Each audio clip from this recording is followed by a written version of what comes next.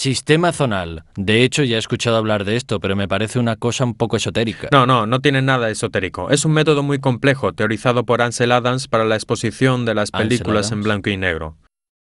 Prácticamente el objetivo de este método es permitir al fotógrafo obtener en la impresión final la imagen que había ya visualizado en la fase de la toma. Bien.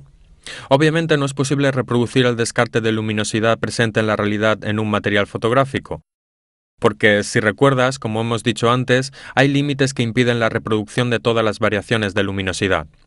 Pero estas pueden ser traducidas en escala de tonos gris variable. Esta escala de tonos de gris tiene en los extremos el negro, en las zonas donde el plateado metálico, en fase de revelado, se oxida completamente y se transforma en plata negra. Al contrario, en las áreas donde pocas sales de plata resultan transformadas en plata metálica, se obtiene casi la transparencia. Bien. En medio de estos dos valores extremos tenemos una variación de tonos de gris, que van desde la transparencia al negro, y esto se define como la escala tonal continua. Ansel Adams no hizo más que subdividir la escala tonal continua en 11 zonas diferentes, donde cada una se distingue de la otra de un stop de exposición, y asignó a cada una de estas zonas un valor de gris exacto y determinado. Así tenemos zonas que van de 0 a 10. A la zona de 0 corresponden las zonas de negro, las más oscuras, mientras que a las de 10 les corresponden las zonas más claras, las de la luz completamente quemada. A mitad de esta escala está la zona 5, que es nuestro gris medio 18%, ¿te acuerdas? El valor de referencia para la exposición, que además es el valor que hace de eje en la inversión entre positivo y negativo. La teoría está bien, pero la escala, en la práctica, ¿cómo se aplica? En realidad, este sistema se estudió para utilizarlo con las películas planas de gran tamaño, donde cada toma podía ser expuesta y tratada en fase de revelado por separado.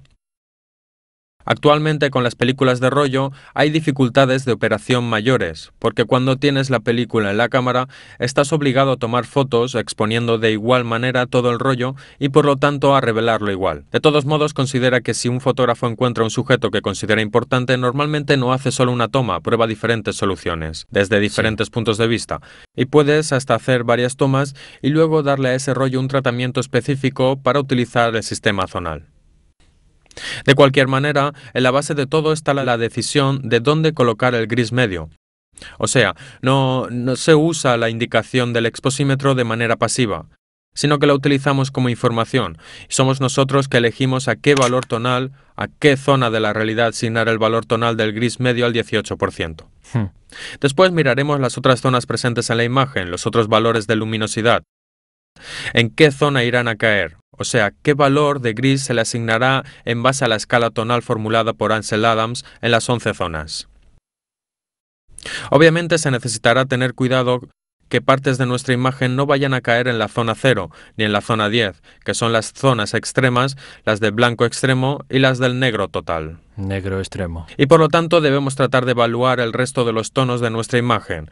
Y si eventualmente hubiera zonas de fuerte sobreexposición o de fuerte subexposición que nuestra película no logra advertir, tendremos que destinar a esas zonas una parte menos importante del encuadre o, si es posible, tratar de evitarlas. Obviamente también esta regla tiene sus excepciones. No siempre queremos excluir las partes extremas de la escala tonal.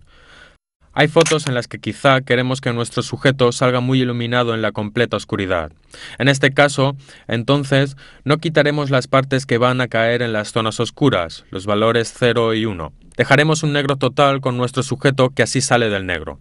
Los problemas empiezan cuando en nuestra imagen hay residuos de luminancia, o sea, luminosidad muy fuerte entre zonas de sombra y zonas de luz. Por ejemplo, un paisaje nevado donde hay árboles que dan una sombra fuerte.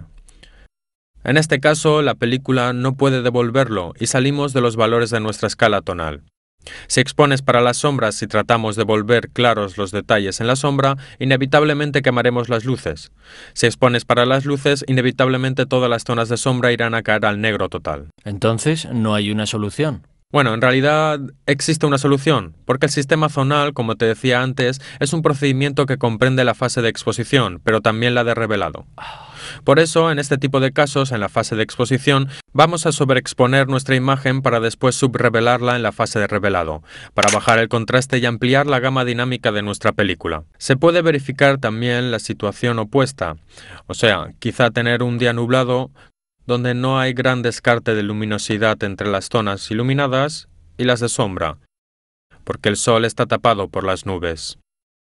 En este caso, querremos aprovechar al máximo la latitud de exposición de nuestra película y, por lo tanto, reaccionamos de manera totalmente opuesta. En la fase de exposición, subexponemos para luego sobrerevelar en fase de revelado, de manera que aumente el contraste, aprovechando así las 11 zonas y tener una imagen que vaya del blanco al negro. De este modo, exageraremos más las sombras y exaltaremos más las partes de luz. Sí. Por suerte, todo esto del sistema zonal, hoy, con el digital quizá ya no es actual. No, al contrario, aún es actualísimo. Mira, es verdad que el sistema zonal nació con la película, sobre todo con las películas planas, pero todavía se usa mucho con el digital, a causa de todos los conceptos concernientes a la parte expositiva, sobre todo la filosofía de exponer la fotografía, escogiendo dónde poner los tonos y dónde hacer caer las áreas de la exposición.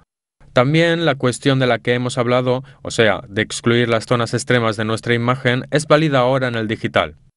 Además, utilizando los archivos RAW, podemos en fase de exposición sobre o subexponer para luego en fase de postproducción, obviamente no lo haremos en la cámara oscura, sino frente al ordenador, regular los archivos en consecuencia y ampliar o reducir la gama dinámica de nuestra imagen.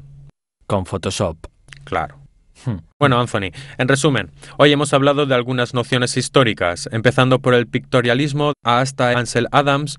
Hemos visto el trabajo de los paisajistas italianos de finales del siglo XIX, luego hemos afrontado el tema de la exposición utilizando la luz natural en diferentes horas del día, diferentes condiciones climáticas como lluvia, nieve y cielos tempestuosos. Hemos visto las dificultades exposimétricas, alguna noción sobre la latitud de exposición y hemos introducido el concepto de zona tonal. Yes. Ahora podrías probar a hacer algunos ejercicios buscando un paisaje y fotografiándolo bajo diferentes condiciones climáticas. Un día con el sol, en alto, para que tengas contrastes muy fuertes, sombras netas y luces quemadas. Trata de contenerlo utilizando las indicaciones que te he dado sobre la postproducción y sobre la exposición en el momento de la toma. Luego regresa cuando haya una situación completamente opuesta, un día muy nublado, así tendrás un contraste muy limitado y tendrás que tratar de ampliarlo actuando al contrario, esto es para aprovechar de la mejor manera la gama dinámica de tu sensor. De hecho, ya elegí el lugar. Después te cuento cómo me fue.